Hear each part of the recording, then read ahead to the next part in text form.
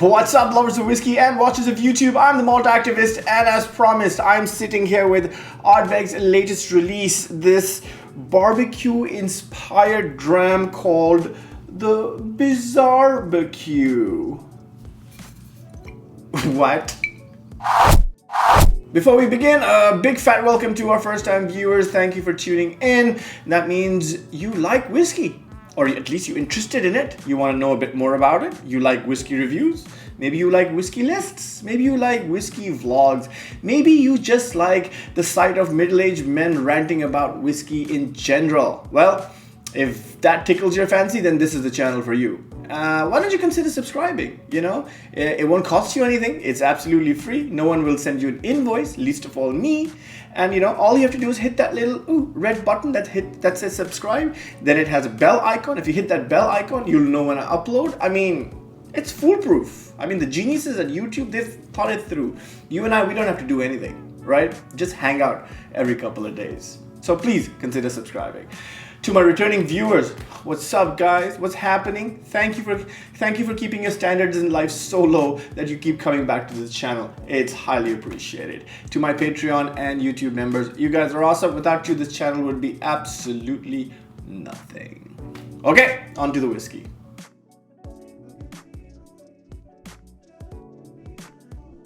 Well. The BizzareBQ. What a bizarre name. The BizzareBQ. Now, look. Is this another expensive NAS whiskey from Ardbeg? Probably yes. Is it worth the money? I don't know. I guess we'll find out. Is it intriguing? Yeah, for me it is, for sure. And is it worth making the effort to find this whiskey and drink it? Well, okay, let's answer all of these in sequence, okay? Let's unpack a few things here. Number one, is this another overpriced non-age statement whiskey from Ardbeg? Yes, I think so, right? Because this is about 75 pounds-ish at the distillery. I think anywhere else you probably get for 80, 85. You add some shipping charges to it. You know, you're looking at an 85, 90 pound bottle, right? Which not very cheap, okay? So definitely that. But to that I say, you know, people get upset when they're like, oh, here's another overpriced NAS whiskey from Ardbeg. Those idiots. To which I say, hey man, if there's people out there like me, the fanboys, who are buying these whiskeys regardless, then as Ardbeg, I'm gonna keep making them. And as long as there are idiots like me on the planet, Ardbeg will keep making those whiskeys. So don't blame Ardbeg, I guess. Blame me. Blame people like me who will just go and buy it. And who don't care. They're like, I need it for my vault in the back. I need it to look pretty on my shelf. You know, there's a show-off value to it. Maybe, I don't know. Whatever it is, I'm buying them. I'm kind of a loyalist, I guess. And I shouldn't be made to feel guilty about it. You know, I like it. I like the brand. I like the distillery. I like what they do. Yes, not everything that they do is fantastic. Not everything that they do is shit. So, you know what? I'm there. I'm part of the journey, and I'm happy to be a part of it. So, whether or not you want to buy it is literally down to your personal preference and your inclination to this brand. You know, if you lean the other way, give it a wide berth. There's really no point. But you know, if Ardbeg is one of those distilleries that, you know, sort of sparks your imagination, then yeah, get it for sure. Why not? What's another 90 pounds? What's another 75, 80 pounds, right? Who cares? Get it. Just get it. Okay. So with that out of the way, wow. So what I like, let's start with the stuff that I like, okay? I love the fact that they don't take themselves seriously, which is the one thing that keeps bringing me back. Like, who will name their whiskey BizzareBQ? That doesn't even make sense. I don't even know what that means, BizzareBQ. right? But that's fine. I mean, it created some ripples. It created this little shockwave of intrigue on the whiskey wire, and everybody was super curious, and they're like, "Ooh, what the hell is going on?" And I'll tell you what the hell is going on. So Bill Lumsden, who is the principal whiskey maker at LVMH, decided to collaborate with this gentleman called Christian Stevenson. Okay, Christian Stevenson, aka DJ BBQ.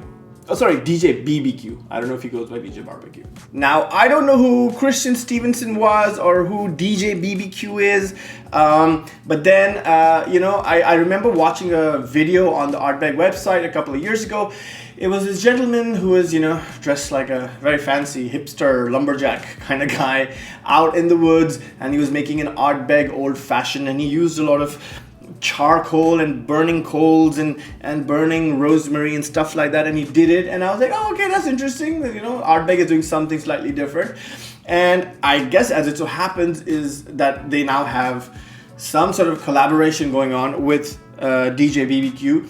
And I even went on his YouTube channel, not very active there. I think his last video was like a couple of years ago, but he seems like one of those Google food kind of guys who does all the grilling and a lot of meats and stuff like this. So Bill Lumsden of Ardbeg, I guess, decided to collaborate with him, and they decided, okay, let's put our heads together and develop a whiskey, and let's call it BizzareBQ. Okay, that's fine. A name's a name. I'll always say I love Ardbeg because they don't take themselves seriously, and this is another example of themselves not taking themselves seriously. So they said, okay, let's get together, let's put our heads together, and what whiskey can we create that will perfectly complement a barbecue grilling, setting, if you like, or what goes the best with steak, apparently. And so they put this thing together. Now, I don't know how much or what kind of input Christian Stevenson had in the process. Maybe he tasted a few samples and he's like, yeah, okay, I think this is good. This will taste good with steak. And I think that's kind of what happened, because ultimately it's Bill Lumsden who makes the final choice. He would have blended and vatted the whiskeys together and maybe, had the guy have a sip or something. And he said, yeah, this is good. This is perfect. And then, regardless of what I think DJ BBQ said, Bill Lumsden did what he had to do, and that was it. So he made the whiskey. So I think now they're doing this whole collab thing, which is not a bad thing. MACALLAN does it really well. They collab with everything around the world, and I think what it does is it brings a lot more people into that universe, and you get a lot more eyeballs where previously you did not have that many. So just by collaborating and associating with, I guess, people like him, you kind of also expand your target audience. So I think good. I think it's a fun way. I'm a marketeer. I'm a brand guy, so I don't see anything wrong with this. I think, kudos to these guys to have this collaboration. I think it's fun. Okay. Is this whiskey specifically for grilling? Well, that's what it says. It has a smoker right on the label. Lots of smoke billowing out of it. I like that it has eyes and a nose and ears and whatever. Yeah. I think our next video should be trying this whiskey with a grilled steak. So I'll let you know when that happens. In the meantime, this is what we know about this whiskey. So it's bottled at 50.9% ABV. Kind of like a why 50.9, why not 51 or 52? So I don't know. So 50.9% ABV. All Ardbegs are non-chill filtered and natural color. In terms of the maturation, this is a combination of 3 different kinds of casks. The first one is a double charred oak casks. Double charred, so I guess they charred it once and then they charred it again. And I'm guessing those are regular American oak or bourbon oak. Then Pedro Jimenez sherry casks in play over here. And finally, what they call our unique BBQ casks. So I think what it is, I think the BBQ cask is essentially, and I did some research and I found out online that it's basically recharred using an old-fashioned brazier. Now I didn't know what a brazier was. I'll be very honest with you. I thought they were misspelling brazier, but that's so stupid. So apparently brazier is a vessel, is an old-fashioned, like a grill in which you put coal and then you use that for a grill. So I think what they did, I'm not 100% sure. I've asked Jackie at Ardbeg for a clarification. Maybe she'll come back to me. Anyway, so I think what they've done is they've lit up a bunch of coals in a brazier and they've toasted another oak barrel and then vatted all those 3 different whiskeys from those barrels to produce and bottle this BizzareBQ. So that's what we know.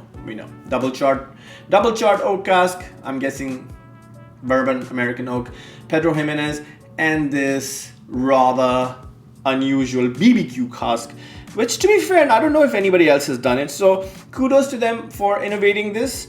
Yeah, I guess we should drink it now. Shall we? Okay, let's do it.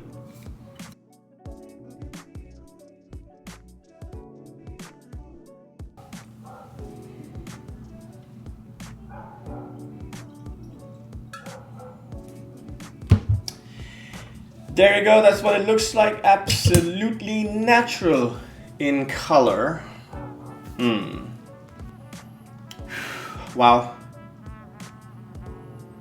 Now, I had this at a friend's house yesterday, and all 4 of us, we arrived at the same conclusion that this is the sweetest Ardbeg ever. The sweetest Ardbeg ever. It's crazy. Okay, yes, nose immediately very, very sweet. Vanilla, red berries, rosemary, thyme, ash, soot, and some smoke. So there's a definite ash and smoke and sooty quality to it. On top of that layer, you have some aromatic herbs. So the rosemary and thyme, while not as prominent as the sweetness, it is still there.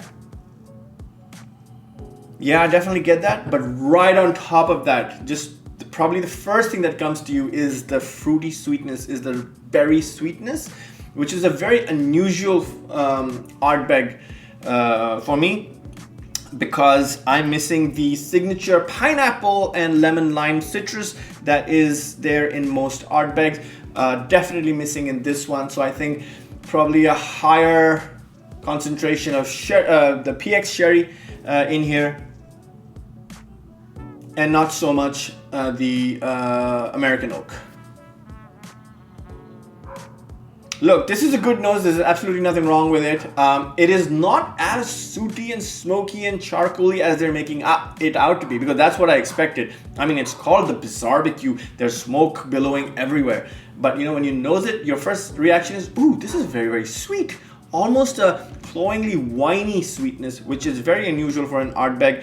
Most Ardbegs, are either on the lemon lime citrus scale or on the very, very, so Ardbeg 10 and all, over there, Wee Beastie, Anoa, all those, or extremely sooty, charry, charcoaly, like the Cory Vrekin and the Oogie, the SCOTCH, whatever. But this, very sweet, very, very, very sweet, unusually sweet. Look, I like the nose. I didn't find anything wrong with it. It's an interesting nose because, I'm part of the, I don't want to say I'm part of the Ardbeg legacy, but I've been following the Ardbeg legacy, so I know, right? So for me, this is an unusual Ardbeg. Chin chin.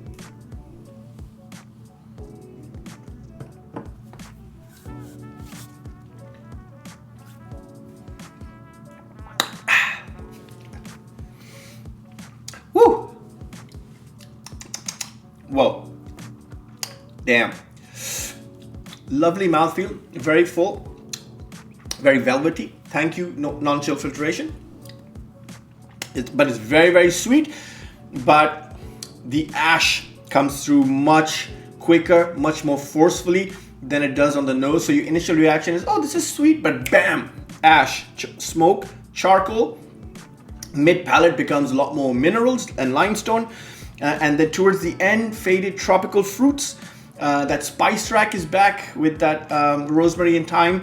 And finally, cinnamon right at the end, and roasted coffee beans. Okay, so that's what I get.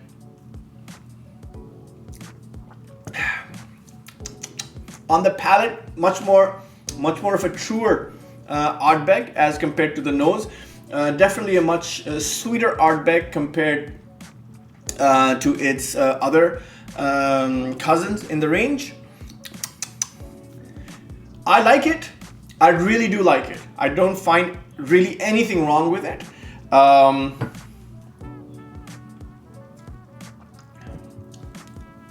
I could sit and drink this. I could sit and drink this quite easily. I'm now even more intrigued about how this would taste with a grilled steak. So I think that's going to be our next video. We'll have to try. We'll see if it means anything or if it's just another marketing gimmick like the cigar malt, you know. But yeah, look, I like it. I really do. I don't think there's anything wrong with it. I like these kind of flavors, you know, a peated, smoky whiskey with a good sherry influence. That's a lot of people's weak spot, you know what I'm saying?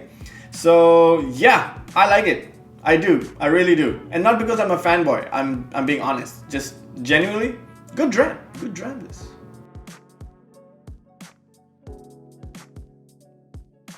What do I think? Finally. I don't know if I'm the right person to be. There you go. What are you doing? What are you doing? Just focus. Just focus.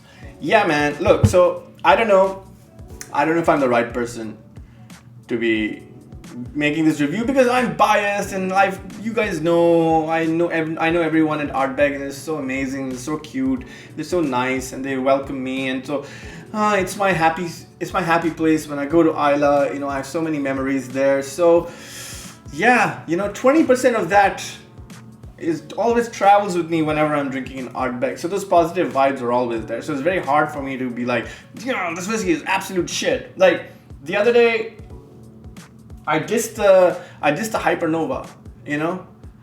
So I'm just trying to say that I have some credibility, I guess. I don't know, man. Look, this is a good dram.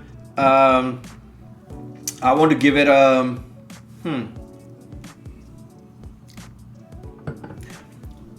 I want to give it a B plus, 7.5 B plus, which I think is for me, it's an above average whiskey. If I drank this blind, I'd be like, whoa, what is this? This is pretty cool. I think I like it. This is very good. Then I'd go around guessing, and I probably wouldn't guess Ardbeg. I might guess, whoa, what would I guess? Maybe I'd guess Kilhoman, maybe? I don't know. It's interesting. Maybe I'd guess some kind of Lagavulin, perhaps, because of the sweetness.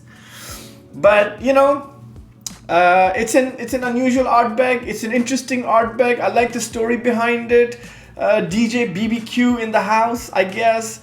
You know, Ardbeg, stepping out of its comfort zone and collaborating with people and showing to the world that, look, we don't take ourselves seriously, but we do make good whiskeys. And here's another reason for you to drink our whiskey now that the summer is setting in and everybody's going to be out barbecuing and grilling. Well, then you need an Ardbeg with you, and we've made one specifically for that. And I understand how this kind of marketing works, and so kudos to them on that. But still, having said that, I've always said the proof is in the pudding, or the whiskey is in the bottle. And if that's no good, then no amount of good advertising PR that you do is going to make up for the lackluster spirit in your bottle. And there's so many examples in the world.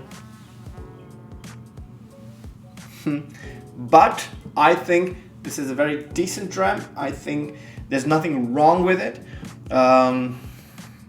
Yes, it's a non-age statement. I wish they just slap something on it. Just call it the 9-year-old. You know, they had an 8 for discussion, right? It did well. There's nothing wrong with it. You know, just slap an age statement on it. Who cares? You know, a 7 for barbecue or 10 the barbecue 10 or the 11, who cares? I don't know. I don't know why we have NAS whiskeys. I think we're all kind of done now. We understand. Even if you put 5-year-old or 6-year-old on a bottle, we'll buy it. If it's good, we'll buy it, you know. Anyway, now I'm just sort of nosediving into just ranting and just talking for no reason at all. So, final thoughts. I like this whiskey. I'm glad I got my hands on it. It's an unusual Ardbeg in that it's a very, very sweet Ardbeg. Sweeter than most Ardbegs. Will it do well at a barbecue or next to a grilled steak? I don't know. We're going to find out very soon. In the meantime, if you haven't tried it, I suggest finding a sip somewhere from a friend or a bar or whatever it is and making up your mind. But if you're a diehard Ardbeg fan and you like kind of what they do, then yeah, definitely go buy this for sure. For sure, go buy it. But if you're a skeptic and you're like, this Ardbeg freaking capitalist machine that churns out NAS whiskeys and they're overpriced, then definitely don't buy it for sure, because it is not that phenomenal that you'd be like, oh my god, I can't believe this is such a good whiskey. It's a great whiskey. It's a great dram. I think it's kind of worth about 75 pounds. Not bad. Of course, anything can be cheaper, and I'd appreciate it. But yeah, I guess 75 pounds. It is what it is. I bought it. I was gonna buy it anyway. So there you have it, man. There you have it. It's my review of the BizzareBQ, and I think it's a good whiskey. And I'm not just being a fanboy. I genuinely think it's a good whiskey, and there's nothing wrong with it. And I can't wait to try it with steak. So there you go. Okay, all right. I guess there's no good way to say bye. So I'll just sign off with, I'm the Malt Activist. Until next time.